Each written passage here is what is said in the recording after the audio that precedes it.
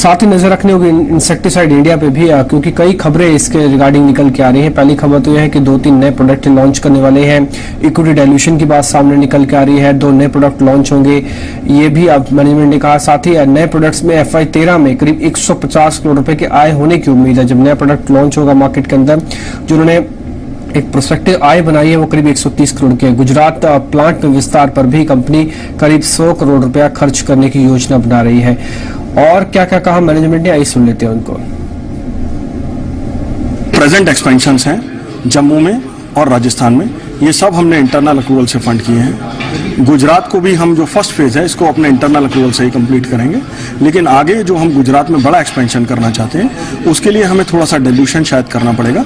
तो 8 से 10% का डिल्यूशन हम लोग टारगेट कर रहे हैं, और जैसे ही हमें सही वैल्यूएशन मिलेगी, क्योंकि मार्केट इस वक्त खराब है जैसा आप कह रहे थे, तो अभी मुझे लगता नहीं है कि ठीक टाइम है। और हम लोग मेजर ग्रोथ पर जा रहे हैं। हमने करीबन 650 करोड़ का टर्नओवर पिछले साल में किया और करंट ईयर में 800 करोड़ टारगेट कर रहे हैं। और जनरली हमारा 55 to 60% टर्नओवर आधे साल में ही हो जाता है। तो मुझे ऐसा लगता है कि हम लोग सितंबर क्वार्टर की अचीवमेंट कर लें तो हम लोग प्रूफ कर पाएंगे कि yes we are growing at the right pace, और वही शायद एक सही टाइम होगा जब हमें सही वैल्यूएशन मिल पाएगी। तो हम लोग कुछ महीने का इंतजार करके एक बार डाइल्यूशन करेंगे, जिससे कि हम अपनी जो फर्दर ग्रोथ है उसको फंड कर सकें।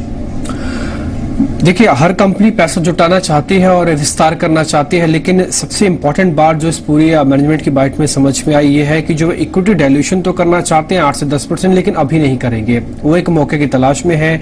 जब मार्केट की स्थिति कुछ हद तक बेहतर हो जाएगी, उनको विस्तार तब करने में ज्यादा फायदा होगा, क्योंकि अभी सर्कमस्टांसेस काफी खराब है। अगर आप स्टिक सेल के लिए भी जाएंगे तो आपको रकम उस हिसाब से नहीं मिलेगी। तो ये एक मैनेजमेंट का काफी सही बयान है, और ये ज्यादा देखें तो इंपॉर्टेंस यही रखता है कि 8 से 10% कंपनी अब स्टेक सेल करने वाले हैं। नए प्रोडक्ट उनकी लिस्ट में जरूर है जो लॉन्च करेंगे, लेकिन स्टेक सेल की बस इसमें मैनेजमेंट ने खुद कबूल किया है और वो 8 से 10% स्टेक सेल कर सकते हैं। इस पर आप नजर रखें। हालांकि वैल्यूएशन टर्म्स पे कंफर्टेबल नहीं है, लेकिन उनका मानना है कि शायद सितंबर तक इस चीज पे वो आगे बढ़ सकते हैं।